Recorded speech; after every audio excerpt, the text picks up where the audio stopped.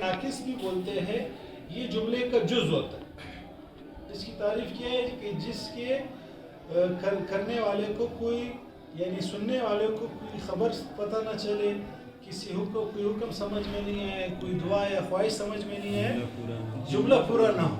جیسے کہ میں کہوں 11 11 11 11 11 11 11 سمجھ میں نہیں آئے گا کیا بات. میں کہوں غلام زید غلام زید, زید کا غلام زید کا غلام زید, آپ سمجھ نہیں آ رہے, کوئی حکم سمجھ میں نہیں آ رہا ہے, کوئی خبر سمجھ میں نہیں آ رہی. اگر میں کہوں زید کا غلام باغ گیا تو یہ پورا جملہ بن گیا.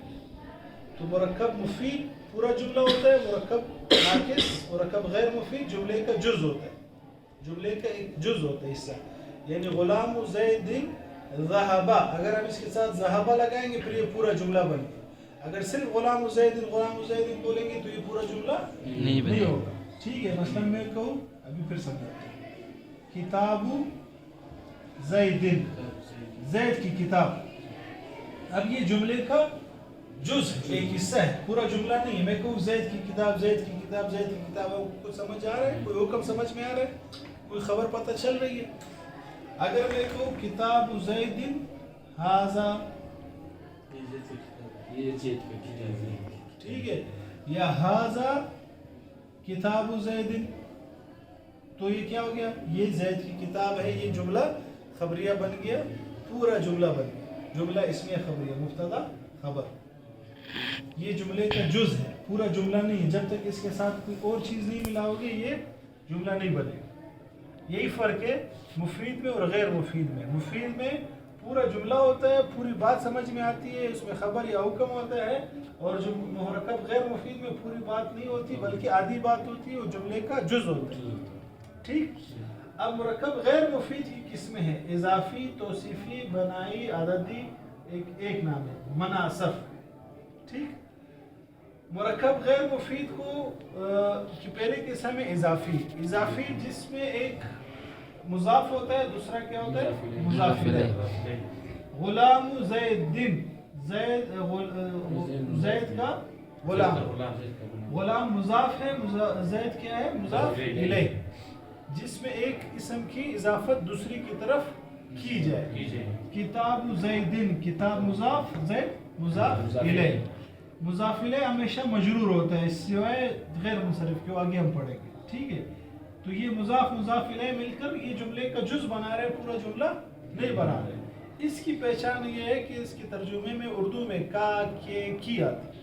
میرا, میری, میری کتاب, زید کی کتاب. ٹھیک. زید کا غلام. سمجھ میں آ رہی بات. مضاف الیہ. پھر ہے توصیفی, جس کے دو جز ہوتے ہیں, ایک موصوف ہوتا ہے اور ایک صفت ہوتا ہے. موصوف اس میں ذات ہوتا ہے, اور صفت جس میں اس کی کوئی خوبی, اس میں صفت بیان کی جائے. ذات جو اس ایک شخص کا ذاتی نام ہو, جیسے عثمان, یہ اس کا ذاتی نام ہے. ٹھیک ہے, ذات ہے.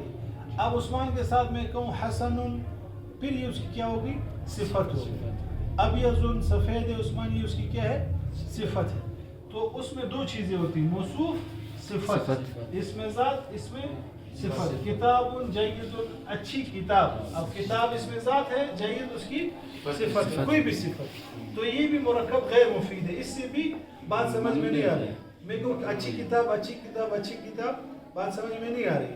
جب میں کہوں اچھی کتاب دے دو مجھے, یا اچھی کتاب جل گئی, یا اچھی کتاب کھو گئی, تو پھر جملہ پورا ہو گیا.